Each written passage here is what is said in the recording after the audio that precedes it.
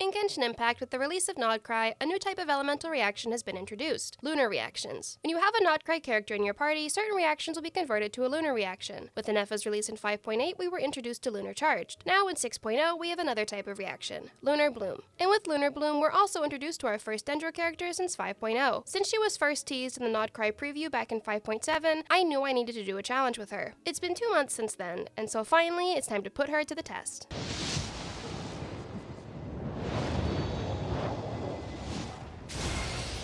Open your eyes. My name is Lauma, and here in the stillness of these woods, the light of the frost moon shines down generously on all. The gaze of the heavens will fall on you wherever you go. Now, close your eyes. You are no longer lost. 30 rerolls later, she's finally here. The rules for this challenge are the same as always. I can only play with Lauma, but I can use other characters for non-battle Archon Quest necessary mechanics. Also, no co-op is allowed. All catalysts are allowed, but if I get her signature weapon, I cannot use it until I complete Inazuma. Additionally, if I get any constellations, I cannot activate them until after Inazuma. Other than that, anything goes. We start with Amber's domain, and despite the fact that Lauma is the tallest character so far, and would have no problem skipping this domain, unfortunately, it requires a basic level of skill that I do not have. Or maybe I'll blame it on my controller. Yeah, let's do that. Next is Kaya's domain, but before we got there, I decided to test out how Lauma's alternate sprint does with jumping from high places. Unfortunately, in another skill issue, I'm gonna need some practice. The perfect place for practice, though, is Kaya's domain, and jumping over the spikes with... that was on purpose, obviously. Anyways, after doing it right the second time, we go and skip Lisa's domain and complete Act 1. Don't look at me like that. There's only so many ways I can explain jumping from a high platform and flying to a different platform. Moving along, with Act 1 complete, it's time to grind to AR 10 while discussing the pros and cons of Lauma, both in general and from a solo challenge perspective. Off the bat, one of my favorite things about Lauma is probably something that's a bit more controversial: her design. Now, I'm going to be referencing this tweet thread, and I'll have it linked down below. Lauma is based on Baltic folklore. Guardians of the forest, they're said to fall in love with the moon, and can shift appearances to half human, half other animal, like Lauma does. You can read more about her design inspiration and a lot of the motifs with the thread on Twitter, but the fact they put so much thought into her design and concept is absolutely one of my favorite parts. Genshin even introduced a new body type to best represent the inspiration, which are traditionally incredibly beautiful women and usually represented as, well, very voluptuous and busty. Unrelated to body type, they are also sometimes represented as having one eye, which I think is very cool that they decided to work around by having her hair block one of her eyes. Beyond her design, Lauma is able to work independently without a team, which, considering she's primarily meant to be a support, was shocking to discover. She can charge her, wait, what was it called? Verdant Dew. Using that, which took me a while to adjust to because I can't think of any other characters, that I use anyways, that have a hold skill. Okay, Kazuha doesn't count because I don't use his hold skill in battle, I only use it in exploration. Lauma's regular skill creates an area that moves along with her, and attacks enemies at fixed intervals. While using the attack along with it, you get 2 for 1 damage, which is good, because her standard attack damage is kind of... Moving on, despite being a catalyst, Lauma finally breaks the cycle of requiring an Eye of Perception to beat the game. I'm free. There are no Dendro immune bosses that are required for beating the game, that I know of so far. Lauma also breaks another constant in my challenges. She can hold her own against all 4 of the Abyss mages. Additionally, her horns are counted towards her height for the purpose of reaching things. This makes Lauma the tallest character in game so far. This also means I can reach some of the oculi that I couldn't reach with previous characters. Like many of the newer characters, Lauma has an alternate sprint. In this state, she will continuously use stamina and charge forward. Additionally, by consuming a bit more stamina, she can do a double jump, which furthers how far she can go before running out of stamina or reaching the time limit. Not that we see any of that in this challenge. Honestly, all in all, it kind of feels like Mizuki was a test run for a lot of Lauma's mechanics. There's actually one more pro, probably one of my favorites actually, but I'll show it when we finish Mondstadt. Now, with all of these pros, what are her cons? Number 1, while she can survive, at least so far, despite being a support, she will never be at her best on a solo account. Lauma really thrives the most on a full team, especially with characters who can apply Hydro and help trigger Lunar Bloom. Without that, unless Lauma's fighting a Hydro enemy, is in the rain, or is near a body of water, she's kind of just doing regular Dendro damage. Luckily though, as we were made very aware of with Kokomi, there's a lot of Hydro enemies in this game. Dendro also cannot do any sort of damage against Dendro shields, so while we have no problem against Abyss mages, we struggle immensely against the shield Metaturals. There is nothing in early game that utilizes Dendro, since, well, it wasn't introduced until Sumeru. You can't buy the Dendro Ascension crystals in the sigil stores, and in terms of mechanics to move forward the early Archon quests, Dendro is the most useless element. Finally, focusing more on Lauma again, while her skill attack has a pretty decent AoE, her basic attack does not. It doesn't even make it further than the AoE of her skill. This requires you to be close to enemies to attack, which is unfortunate because her defense and interruption resistance doesn't seem to exist. I guess I won't be having much luck with her in the archery demonstration. Oh, there's also a huge con with Lauma that will also wait until Mondstadt is over to share. You can probably already guess what it is though. Thanks to some new quality of life updates, like getting experience points from collecting the oculi, we reach AR10 in record time, so time to return to the city to begin Act 2. We go be up the Eye of the Storm for Venti, and in hindsight, I probably should have coaxed it over to the water. Oh well. Do you think I get some bonus for praying to the god in front of said god inside of his cathedral?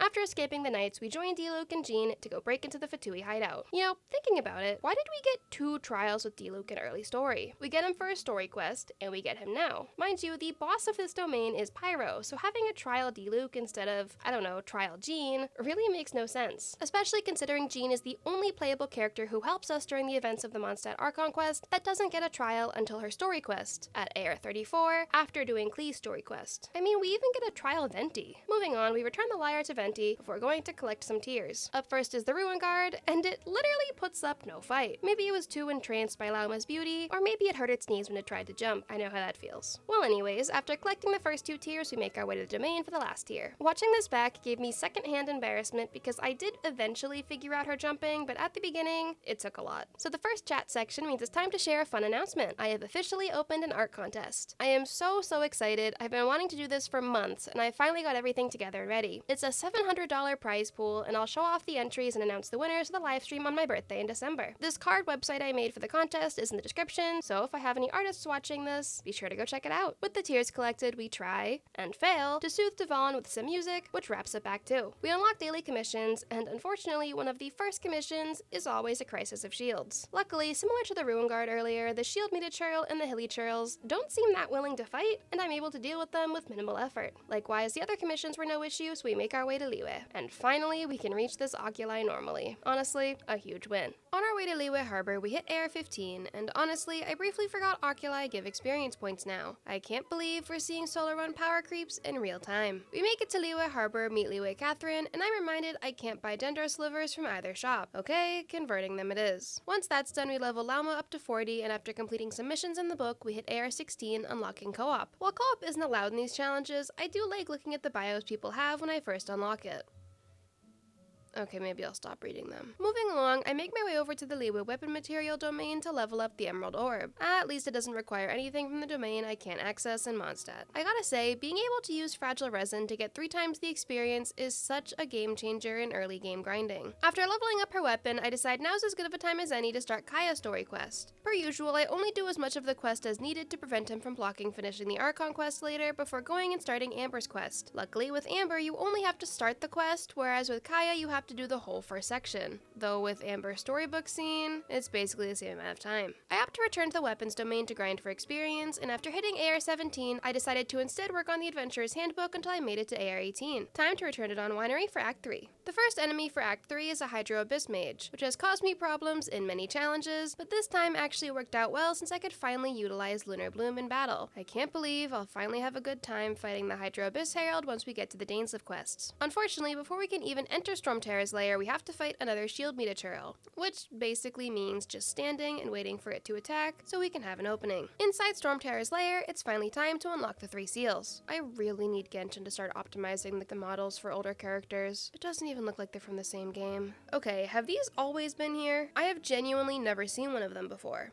Maybe this challenge I'm actually attempting to pay attention for once. Regardless, we unlock the 3 seals and then finally get our chance to fight Stormterror. So, I know, I was going to upload Arlecchino and Fontaine. I kid you not, I have 20 pages of that script already done. Trying to write a recap of the Fontaine Archon quest is so mind-numbing it feels like watching paint dry would be more entertaining. But that was also how I felt about Sumeru as well. Great to play, less great to try and recap. I've gotten midway, I think, through scripting Act 4, so I should be pretty good time-wise with it. Like I said, I want to get videos done and recorded before I go on my trip. However, I realize my priority definitely needs to be recording footage because I can just edit on my flights, since it's, 15 hours. On that note, I'll also have to make sure I label my external hard drives to know which footage is where. Well, at least upload speeds will be faster in Korea. On a completely different topic, music. Whenever I work on my videos, I have specific things I listen to depending on what step of the video I'm at. For example, when recording, I have YouTube videos on. Anything from Pokemon challenges, deep dives into webtoons, Korean vlogs to try and find places to add to my list. You get the idea. When I'm writing my script though, I usually have to listen to lo-fi because any music with words can sometimes mess with my thought process. However, I found there's a single exception to that: musical soundtracks. I don't know why either. While working on the script, I had the Mamma Mia soundtrack rotating with The Has-Been Hotel. Okay, listen, the music slaps. Sometimes I also listen to Hamilton as well, but that can distract me because I start singing along. I suppose the theater kid to content creator pipeline is probably a popular one. With Storm Terror defeated, we returned to Mondstadt, so now it's time for our meal with Amber. Let me just take a, Amber? What? You know what? Sure. Okay. Anyways, we meet the blueprint for Lauma's body type and finish Act 3. In probably record time, we're done with the Mondstadt Archon quest. I decided that now would be as good of a time as any to go to Nod Krai to collect materials for her ascension, if I can ever beat her boss. Before that though, remember how I mentioned there's another pro about Lauma that is probably my favorite? Yeah. It's here. This became a very common place for me to visit when I needed a mood boost. We finally make our way to Lauma's boss, and it went about as well as you can guess. This was the last con that I mentioned earlier. In my own defense, it was now past midnight. I had been recording for a good 12 hours by this point, and I think I was a little delirious. I even walked all the way to Sumeru to get some Sumeru roses so I could make the Dendro defense potion. I was that serious. Unfortunately, even with that, we were defeated, so maybe I'll circle back to this tomorrow. Well, today? The next day. It's day 2 of Lauma's release, so of course the first thing to do is our daily commissions on this 11th of September. So what commissions has Genshin given us today?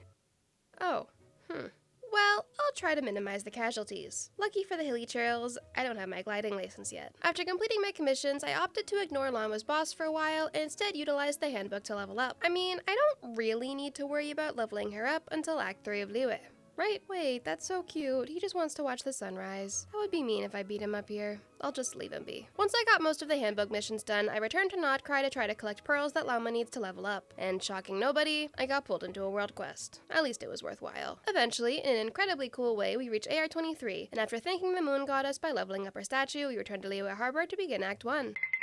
Again, show these two to a person who knows nothing about Genshin, there's no chance they'll believe they're from the same game. Unfortunately, while we walked all the way to Sumeru, we did not unlock Jueyun Karst, so time for another hike. We finally arrive at Jueyun Karst, but before we can talk to Mooncarver, we're interrupted. While I would take fights like this over doing solar runs with hydro catalysts any day, when fighting physical damage enemies, Lauma is just, well, average. She can't hit enemies unless she's close to them, and with enemies that have long poles, it doesn't really end all that well. And it's not like she gets beaten up or anything, it's just a really slow fight. Moving on, we find probably the first can't do for this entire challenge so far. We may be able to avoid needing the Eye of Perception, but we still can't break rocks. Maybe one day we'll get a Dendro Catalyst who can do some physical damage and we'll truly be free. Instead, we borrow help from Chongyun this time to, I don't know, change it up or something.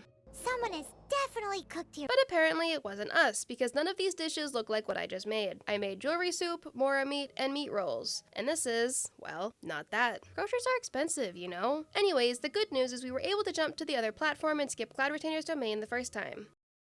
Don't look at that. So, our last stop is Wangshu Inn to see Zhao. Thankfully, the Ruin Grader didn't pull a Gaming and stayed close enough to the ground for us to reach it, and honestly, just like the Ruin Guard in Mondstadt, it didn't really even fight back. I'm sorry, Zhao. I know your height is a touchy subject, but oh man. With everything wrapped up, we return to Liyue Harbor, talk to Child, and finish up Act 1. I decided to try and take on Lauma's boss again, this time with both the Dendro Defense Potion and the Pyro Defense Potion. Listen, I don't have rules against food, and there's a reason for that. It was close still, but I cannot even express how excited I was to finally win. And get 2 drops? This was the boost that I needed. Still a bit from AR-25, I decided to finally get back to my standard routine for these runs, and found Amber to work on her story quest. You know, the funny thing with this round of the gliding exam, once you get into the current, you don't actually need to do anything. It just moves you perfectly around. I get it was hard before, but, well, actually, let me keep my opinion to myself. Whatever makes my solo runs easier. I guess the animals here aren't as friendly as they are in Nod Krai. Like I've mentioned before, Lauma's not really the best with distance fighting. Her regular attacks will not go far. Luckily, her skill has a much better AoE, so we can get the hilly trail on this platform above the water, as well as the 2 electric power sources. However, well, with this, I don't really really think it's fair to call it a can't do, because it can be done. I just personally cannot do it. I tried, and I don't know if the controller is just not very sensitive, or overly sensitive, who knows. But what I do know is I tried, and tried some more, and kept failing, so I eventually just rage quit and brought out Amber. Luckily, the final boss wasn't much of a boss at all, and the conveniently placed water lets me trigger some good old lunar blooms to wrap up Amber's story quest. Usually, I'd go start Razor's story quest at this point, however, the new Nod Krai event with Aino had just begun, and the weapon looks perfect for Lauma. Well, that's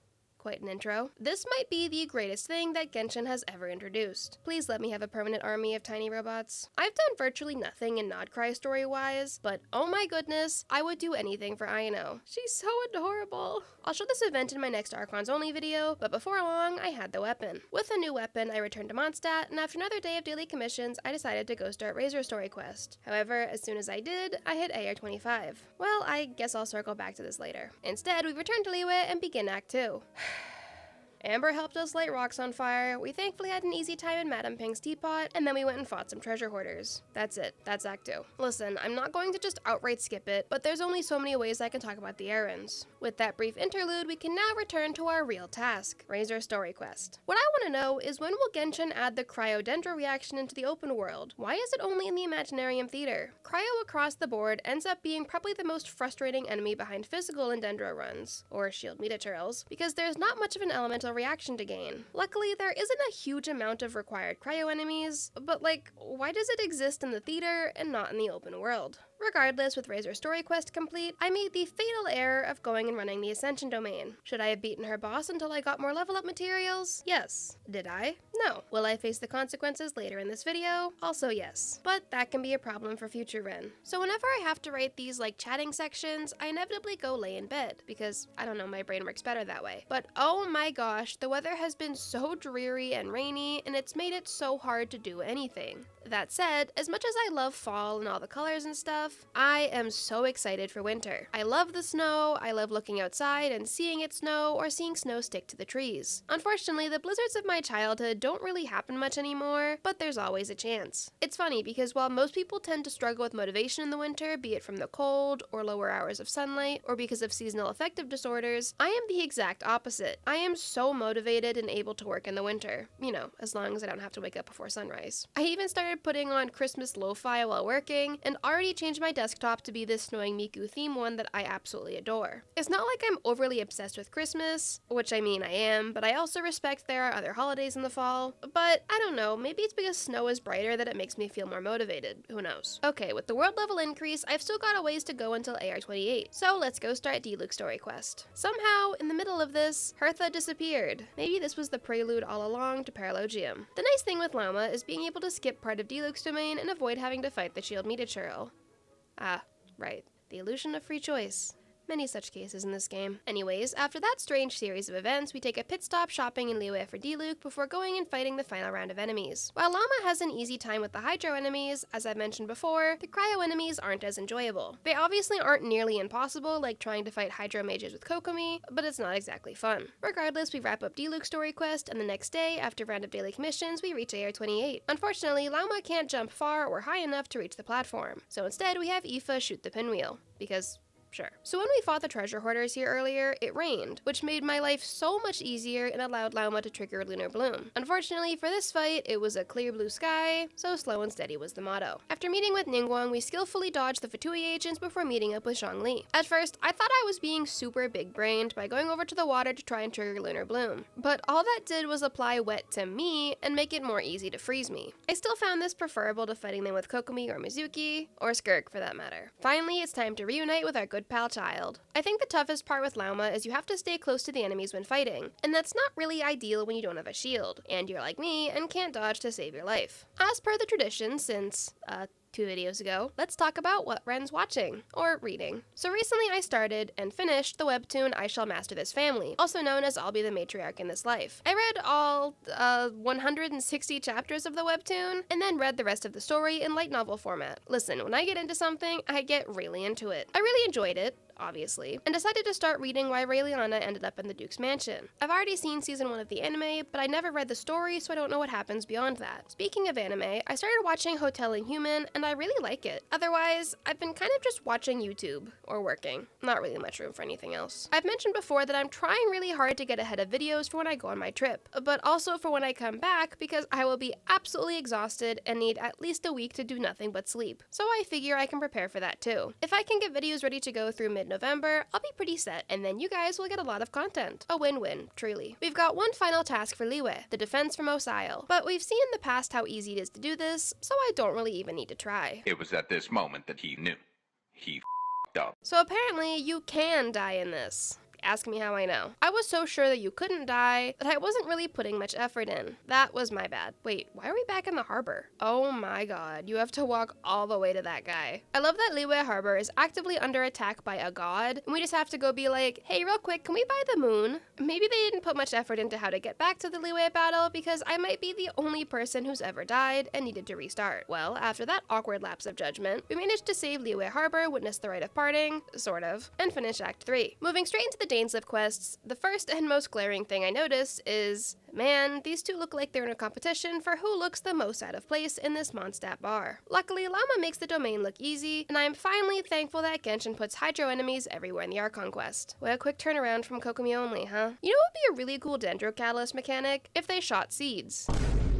Oh wait, not like that. Kind of like when Aoife uses his gun, but with plant seeds. That would definitely do physical damage. We finish the Dainsleif quest and move into We Will Be Reunited, which I usually dread, but at least we're finally free of the suffering with the Hydro Abyss Herald. Unfortunately, in exchange, we have to fight several rounds of Cryo Abyss mages. I'm not even joking, I do not have any recollection of doing this section of the quest. If I didn't have the footage, you could have easily told me, yeah, you didn't do it, and I would have believed you. So whenever people say, oh, how do you play the Archon quest so many times? Oh, I could never replay the Archon quest so much. My brain just forgets about them every time. This may in fact be my perfect career. Regardless, I did in fact fight the multiple rounds of Cryo Mages, and after fighting the Hydro Herald twice, we finished the Dainsleif quests. However, I made a fatal error. Again, without thinking about it, I went and ran the domain until I hit AR 30, and realized I didn't have Lauma's Ascension material, specifically her boss drops. I tried, and failed, to fight the level 51 boss while at level 50, so I lowered the world level. Don't look at me like that. I can feel you judging me.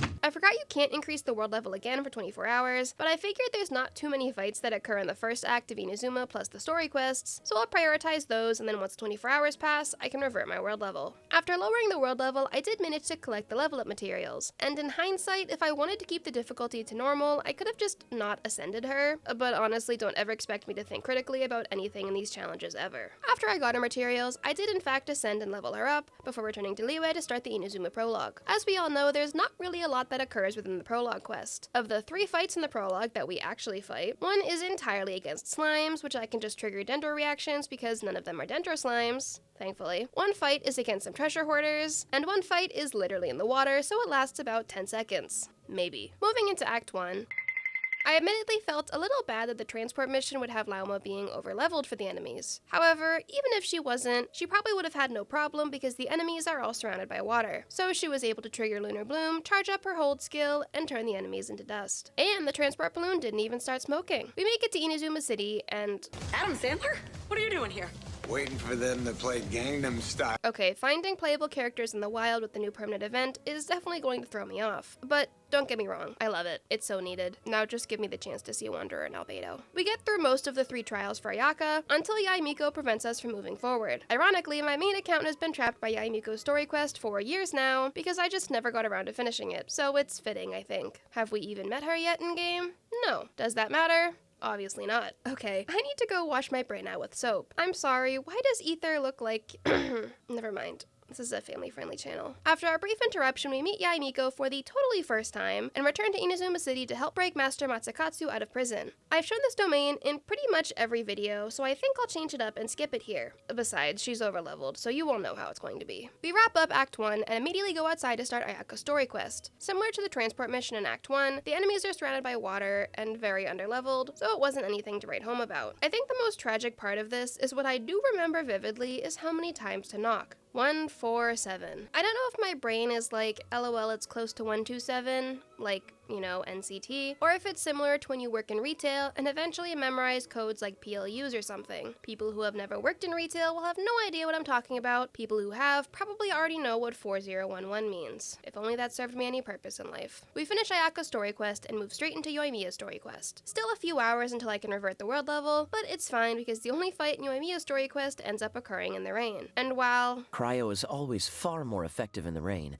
you know what else is? Lunar Bloom. Well, actually Bloom in general, but triggering Lunar Bloom at least charges Lauma's hold skill, so. With Yoimiya's story quest done, I logged off for a couple of hours until I could revert my world level so I could fight Raiden Shogun on equal leveling. And I got absolutely rocked. Am I shocked? Well, not really. Lauma's AoE and lack thereof definitely causes her the most problems with boss fights, especially with Raiden. No amount of anti-Raiden Shogun training would help me here. Truthfully, the only thing that will help me is the crutch we get in the final battle. Tracking down Teppei, we managed to coax the two enemies into the water to trigger Lunar Bloom, and the rest is history. Unfortunately, Lauma's AoE strikes again because I am absolutely not succeeding with the archery demonstration with Lauma. Instead, Kale helps us out, so at least it's still Dendro. Meanwhile, the enemies trying to break into the base camp don't even stand a chance against Lunar Bloom. The same can be said about the fights of honor. Hey, it's not our fault they decided to host these fights on the beach. Moving into Act 3, we have a training montage for Swordfish 2 before heading to the ruins for Kokomi. I mean, it's close enough, right? It's fine. I'm sure I'll do an Electro character challenge soon. So returning to my Discord for viewer questions, Gray asked, since you said you're starting to try out live streaming, would you ever think of doing viewer polls? Honestly,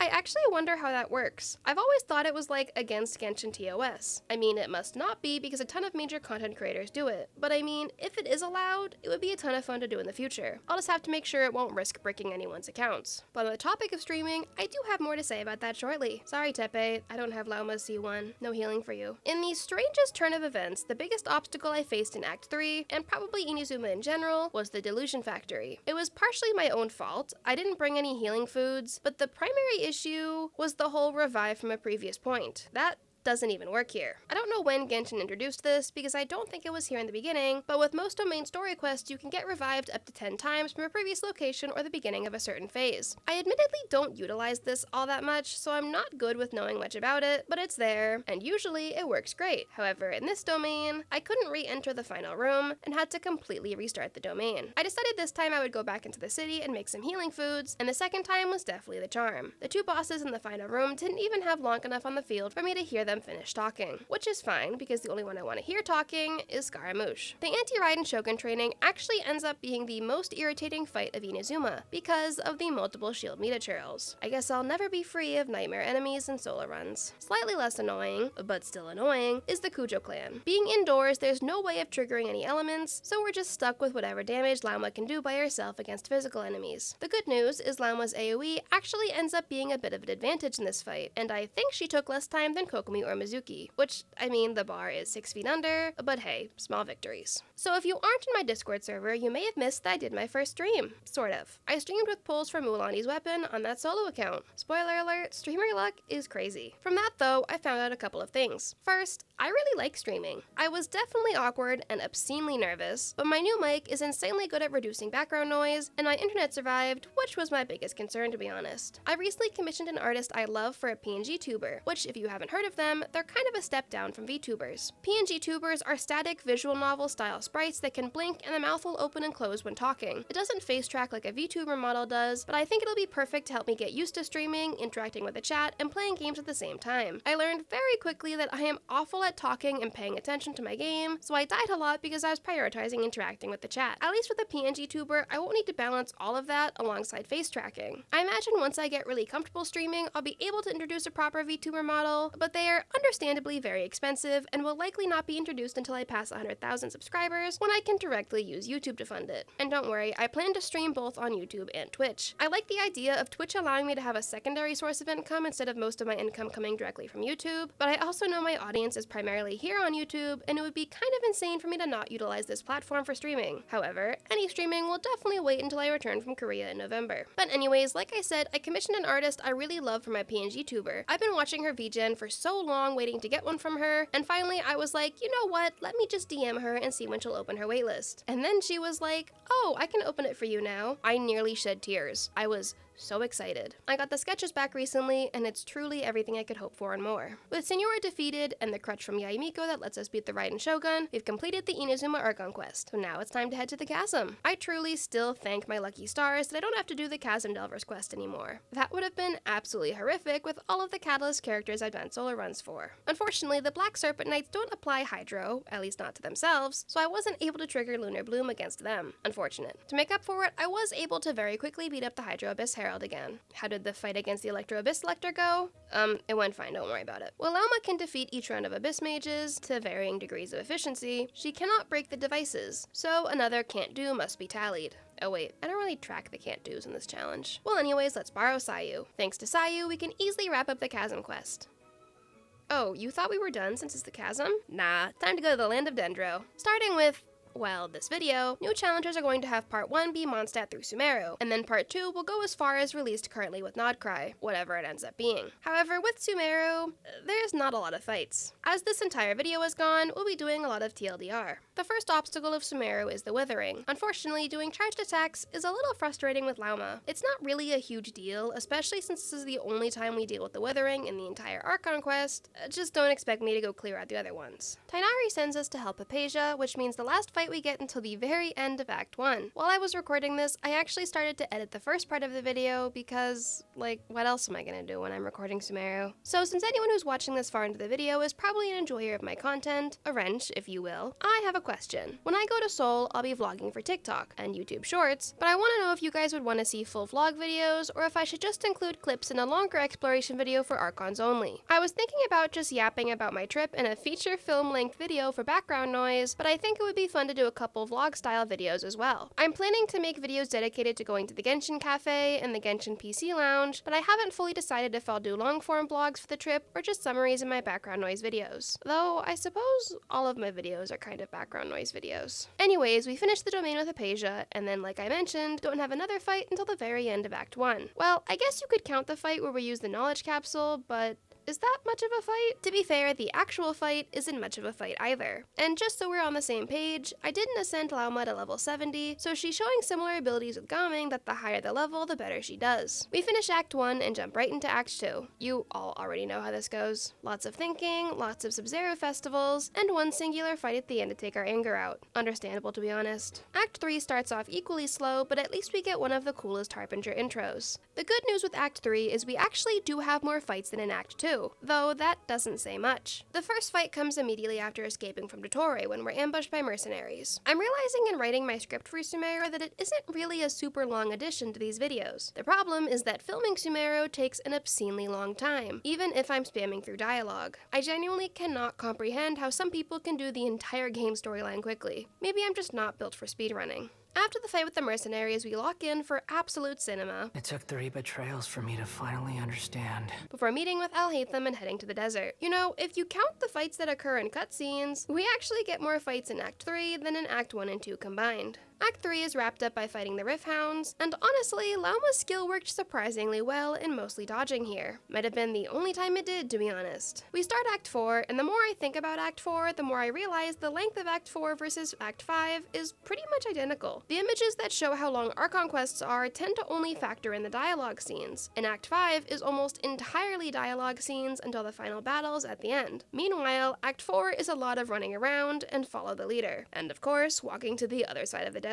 Speaking of follow the leader, I decided to test my theory of just standing in one spot while Sino investigates. And yeah, it actually worked out perfectly. Later, we fight the ambushers before heading to the abandoned hospital. Finally, I can do this segment without having to outrun the time frame for the Dendro flower things. So speaking of Korea, I'm sorry, this is all I have happening in my life besides YouTube. They just started announcing some pop-up events, and oh my gosh, I love winning because a Kaishu number 8 pop-up shop is opening while I'm there. I literally spam texted Midya at like midnight when I saw the announcement. Our poor wallets. Ironically, while I was writing this script, I opened up Twitter and saw a Windbreaker pop-up cafe was announced too. I can't tell if this is a complete victory for me or a huge L for my wallet. Maybe both. Also, on the trip, there will definitely be stuff that will not be vloggable, but will be good to talk about. One of the first things we're doing in Korea is one of those full-body scrubs. While I am not looking forward to being an oiled up unseasoned chicken for a random Korean harmony, I am absolutely going to enjoy the massage after that 15-hour flight. We're trying to avoid over-planning because a lot of the pop-ups, concerts, and other events are announced with pretty short notice, but we also have a handful of things planned that are scheduled. I also will not be vlogging when we go out clubbing in places like Hongdae and such because, well, I don't trust myself with a very expensive vlogging camera when I'm not of sound mind. Well, I guess I won't be able to be very sneaky with Lauma's skill activated. We play Follow the Leader with Sino again, and holy clipping, oh my gosh, what happened to your hands? I did actually notice a few weird clipping issues with some of the older quests, and I wonder if it's just me or if something was changed with 6.0. Speaking of losing limbs, instead of cutting off Dia's arm, the mercenaries agreed to a prisoner exchange, sort of, and we head out to the desert. Somehow, because of course I do, I managed to drop down at the worst possible area and get stuck in one of the invisible mazes. And people ask me why I hate desert exploration. The domain isn't exactly exciting, save for the fact that I still haven't remembered how to use the elevator correctly the first time. However, I managed to make it to the Eremites base camp without triggering that one world quest, so little victories. Call it an educated guess?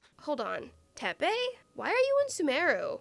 And why do you have a mustache? We finished Act 4, so now it's time to put our plan into action with Act 5, aka we are skipping all the dialogue stuff. The bigger fight of Act 5 is the fight with the Fatui at Paradise DI, and honestly, the irony of these fights with Lauma is once the Fatui agents infuse with their elements, it actually makes them easier to fight, especially the Electro guy. I can actually trigger, quicken, and spread really easily, you know, so long as I manage to dodge his hammer. Finally, we free Nahida, go outside to wait for one singular minute, and then it's time to take on the domain and Scaramouche. So, what are my thoughts on Lauma and this challenge? Firstly, I just absolutely adore her design. She is so beautiful and she is so fun to play with. I was really worried I'd struggle like with Mizuki or Kokomi because Lauma is primarily a support. However, she really surprised me with her abilities alone, especially when she was able to trigger Lunar Bloom. As it turns out, her C1 also gives her an ability to heal, which obviously would have been game-changing for a solo run, but even without healing, it wasn't too bad. I also absolutely adore Nod Krai. The map is beautiful, and I'm really looking forward to playing the story. I've avoided playing it because I haven't really had time, but I will definitely play it eventually. Also, please let me know your thoughts on doing the challenges in a bit of a TLDR style like this. I figure something like this will allow me to make the videos a little bit shorter, which are easier for script writing and uploading the videos. It also gives me a chance to pick and choose which fights I show. Obviously, I'll continue to show the big boss fights from each nation, but, you know. On the topic of future challenges, what would you like to see me do? Right now, beyond finishing current challenges, I'm debating who I want to start new challenges with. On one hand, I have characters releasing with Nod Krai, and on the other hand, I have characters rerunning or that I already have on accounts. For example, I have Chiori half recorded, I'm likely pulling Nilou, and I also have some solo accounts that survived the Great Purge like Zhao, Yaimiko, Kazuha, etc. I also plan to pull for Flynn's and do Flynn's only, as well as a Durin only when he releases, but I'm torn on doing a challenge for like Nefer for example, or holding off. Plus, I'll be doing Dan Heng only, and I'm hoping to get lucky and get into the creator program for Hoyoverse's new Animal Crossing style game, Petite Paradise. I unfortunately did not get chosen for the closed beta for Honkai Nexus, which was insanely depressing, but it is what it is. Fingers crossed for Petite Paradise though. But yeah, let me know who you guys want to see me make challenges for. Bonus if there's any challenges that I can stream. I feel like I might be able to stream some solo runs because my brain has gotten so used to running Mondstadt. I have some specific challenges, unhinged to be honest, that I'd really like to stream too. One of them in particular, I'm kind of thinking would be a fun anniversary stream, or a stream for hitting a certain milestone. Maybe 50,000? I guess we'll see how long it takes to get there. We're already closing in on 40,000, which is absolutely mind-numbing to me. Surprisingly, Lauma had absolutely no problems with Scaramouche's boss, though to be fair, maybe she got a boost from having Nahida on her team and the elemental bonus. Who knows? More importantly, she was able to prevent us from getting one-shotted, so she gets bonus points for that. Can you imagine if I fell off here? How embarrassing. With the battles completed, we're able to zoom through the ending section of Act 5. Most importantly, we get to see everyone's favorite roommates. On that topic, I keep telling Midya I'll do Kaveh only. Should I do that for her birthday in December? Is it time to humor her? Regardless, we've completed the Sumeru Archon quest, so now let's speed through Kari Bear. See, I thought I was super big-brained here, having Amber light the bush on fire and then using Lauma to spread the fire, but unfortunately that is not a thing, so I just had to have Amber light it directly. Maybe one day I'll find a solution. Wow, I wonder what that big mystery is inside the hut. If I'm being honest, this was the one quest line I was dreading, because while I dodged suffering against the Hydro Abyss Herald, we have a Cryo one to fight here. This genuinely took longer than both the domain and Scaramouche's boss fight combined. That's tragic. However, we managed to squeak by with a victory and wrap up the Kari Bear quest. This time for real, marking the end of the video. If you made it this far, leave a, leaf or deer emoji in the comments. A special shout out to my channel members, and if you're new here, be sure to like and subscribe as well as hit the little bell so you never miss an upload. Up next is Arlecchino and Fontaine, for real this time, unless I, upload the VOD of my Mulan polls, so I will see you all there. Until next time!